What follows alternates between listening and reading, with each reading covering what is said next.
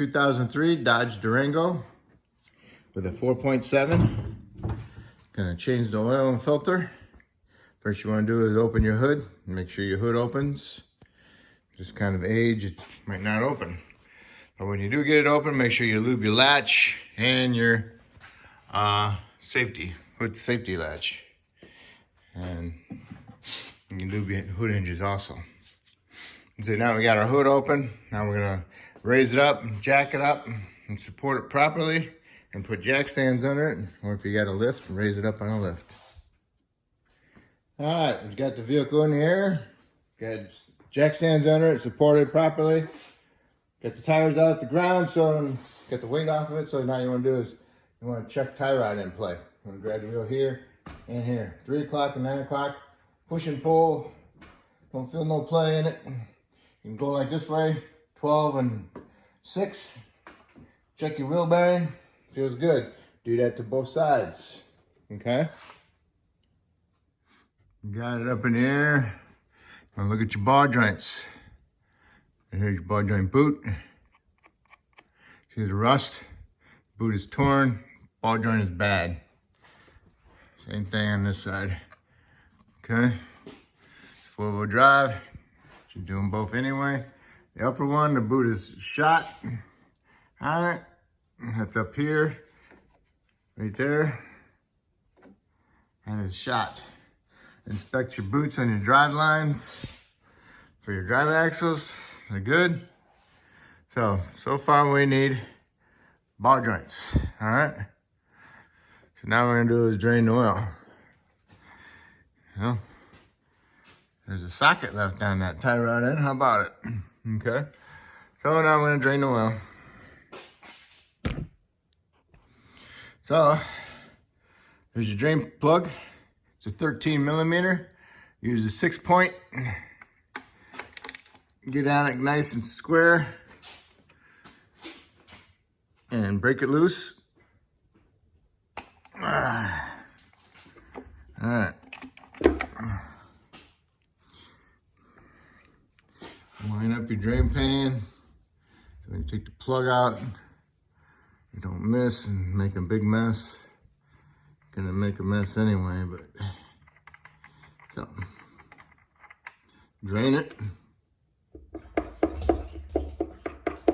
Then while it's draining, you want to look around underneath the vehicle if you can get underneath it. You want to look at if there are any oil leaks, coolant leaks, anything like that. Looks pretty good. Something missing here. It's a 4-wheel drive. Something supposed to go on there. From the transfer case to the front differential. Missing the front drive shaft. So it's actually just a rear-wheel drive. Look at your rear differential. If you can get underneath there, make sure you don't see any fluid leaks coming from your axle seals. Or even possibly your rear wheel cylinders, or even your pinion seal. If you want to check your rear differential fluid, Dodge usually got them on the back. Take the plug out. Should be right below the fill plug hole. Maximum 1/4 inch below. Other than that, and then check your tire pressure. Okay, now we're almost done draining. You can inspect your drain plug, see how your gasket is. If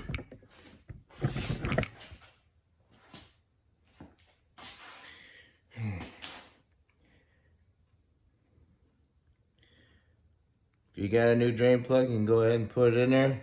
If it's your vehicle, you should always carry an extra drain plug. Keep it in stock, so when they get bad, you can just put it right on there. And then order a new one. Okay, this is just got the fine line. That's good enough. So now we're going to put the drain plug in and tighten it to 14 foot-pounds, okay? All right, you got the filter off. You want to clean the surface where the filter was at. By cleaning it, you're making sure that the O-ring isn't up there from the old filter, because you don't want to double gasket it and it will cause a leak.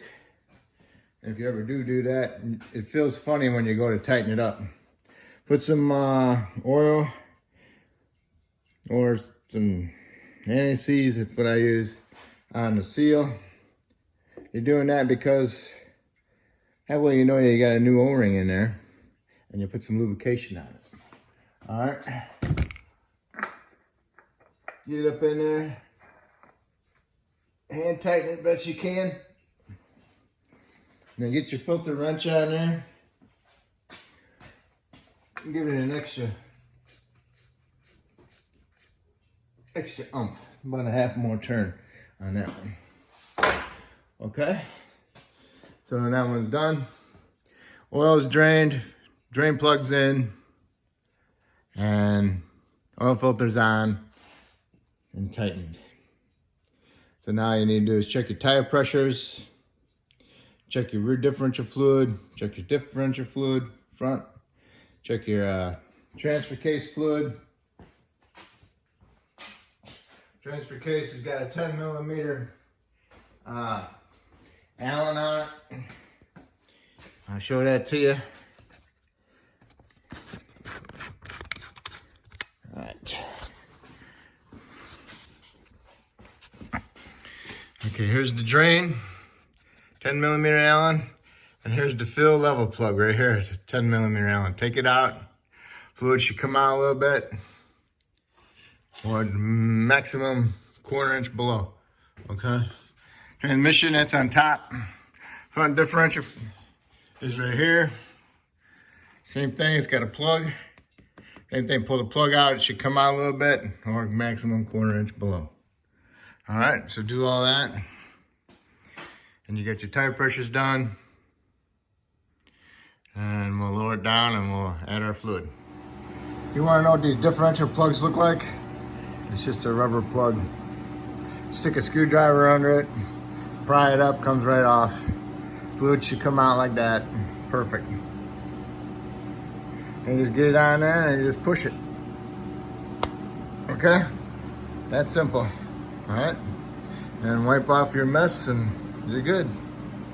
If you want to change the fluid, open the plug up, get yourself a sucker, get them at Harbor Freight, 35 bucks.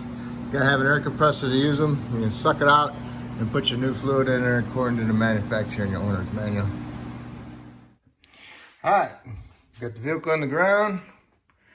Now what you wanna do is just find your oil cap. This big old monster. There's the oil cap. You might have to use a big pair of channel locks to break it loose, get it off. Sometimes they're on there pretty tight. Take it off, set it aside. Look down inside there. You have this thing. It's like a little baffle, I don't know. Sometimes it makes it hard for the oil to go in, so it goes in like this. So take that out, put it next to your cap. You don't forget it. And take your funnel. Take your funnel down in there. All right, now you can pour your oil in because that little deflector baffle thing slows it down and backs up and makes a mess. So now you can put your oil in. This one requires 530. I'm gonna start off with 5 quarts and make sure and then double check it. Okay, I started it and now we're gonna check the oil level. What you wanna do is you wanna find the oil dipstick, pull it out, wipe it off, and then inspect it and see where the cross hatches are. So when you stick it back in, you know what to look for. All right, I had to put 7 quarts in this baby. All right. See the oil? See the cross hatches? It says safe. There's like 3/4 of it, so we're good. So this one took 7 quarts. Can't believe it lasted this long without anybody marking it on here or anything. How many quarts it takes during an oil change. Okay, so take your funnel out. Put your little deflector back in.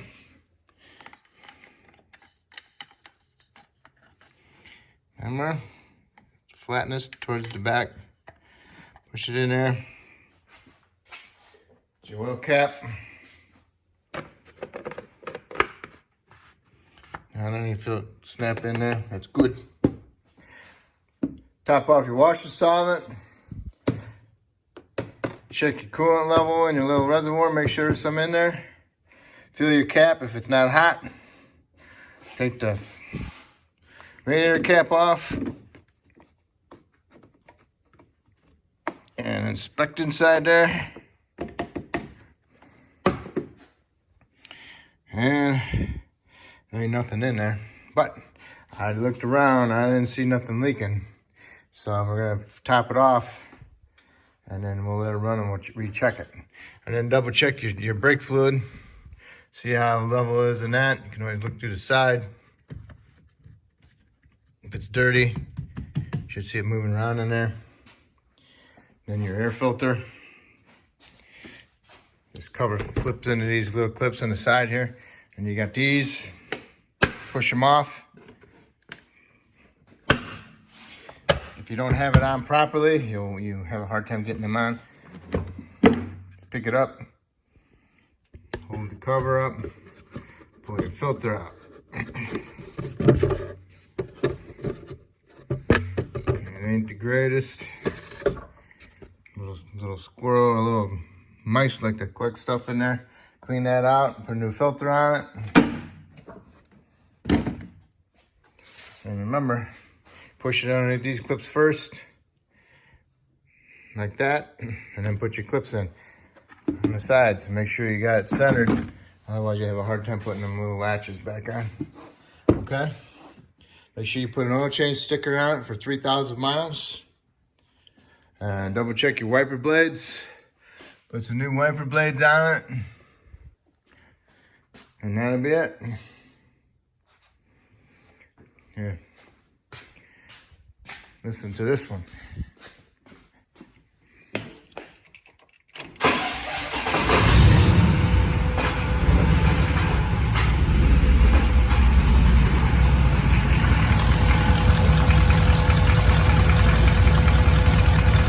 Sounds good.